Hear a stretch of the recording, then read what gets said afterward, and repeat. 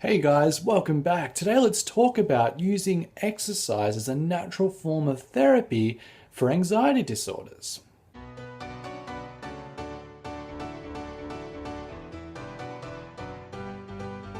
So let's talk about this from a theoretical point of view to start with. How could anxiety and exercise be linked? Well, firstly, there's a lot of studies and information already out there linking physical health and mental health.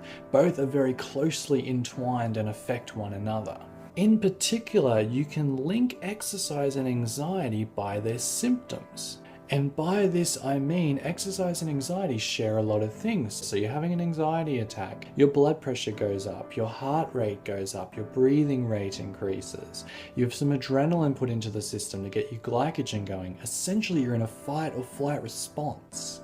So when you exercise, these things do occur to a certain level. Yes, blood pressure goes up, heart rate goes up, breathing goes up, adrenaline gets released into the body. Are you kind of seeing the link here? Well, what exercise also does is build a resistance to these symptoms. So your heart rate doesn't need to beat as fast to get blood to the muscles. Your breathing rate doesn't need to increase. Your blood pressure drops when you regularly exercise. Now, this all ties into a very interesting psychological concept, and that is we don't know whether anxiety triggers the physical response or the physical response triggers anxiety. So if you were, for example, to say I feel anxious, and then the heart rate goes up and then the breathing increases, or the body goes, my heart rate's up, my breathing's increased, my blood pressure's up, I've got adrenaline, I must be anxious. So by treating these symptoms and allowing the body to build a tolerance to these kinds of physical adaptations,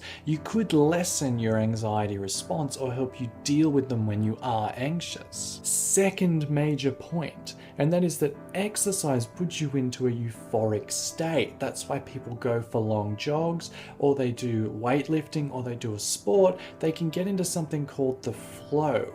Now, the flow is more of a sports psychology concept of peak performance, but it's very relaxing.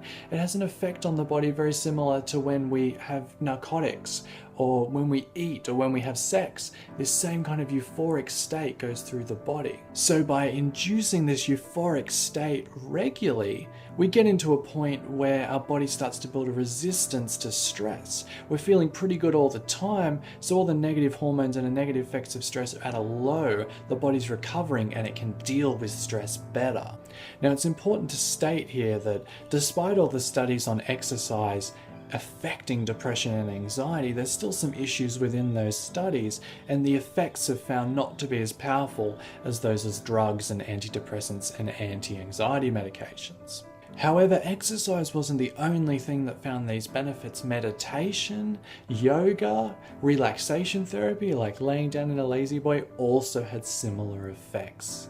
Now, why I'm bringing this up and why this might be important is that medications can have side effects, and some people refuse or choose not to use medications. So I want this video out there to say that yes, natural therapies are an option or could be used to help in conjunction with your regime that you're using now to help deal with your depression and anxiety. It's not an all fixed solution. Exercise won't completely take it away, but it is a factor that could help you.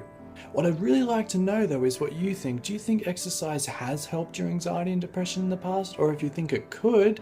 And I'll also leave some links in the description if you're interested in investigating what I've said today a little further, as well as to back up everything that I've put in this video. And if you enjoyed today's video, guys, leave a like. Also feel free to subscribe to the channel if you want to let YouTube know that you want to see more content like this. And thank you for watching.